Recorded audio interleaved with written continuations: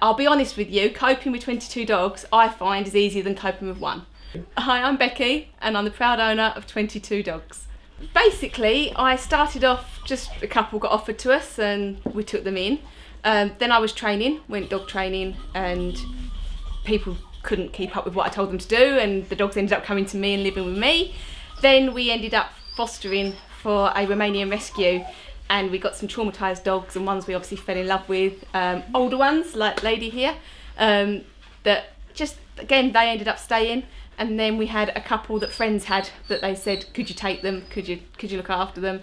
And that's, yeah, it just amounted to a mass of animals. When people find out I've got 22 dogs, they tend to look a bit shocked, horrified sometimes, and then the main question is, how do you cope?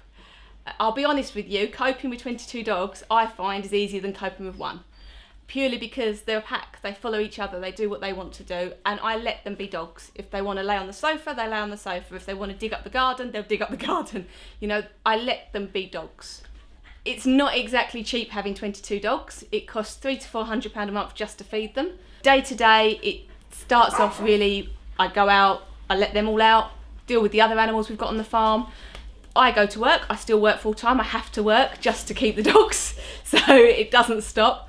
For me, I think we're at our limit. I've actually said to people recently, no more. I've closed the door to fosters and I've said no more dogs. But you never know with me and Kev, one of us will bring one home.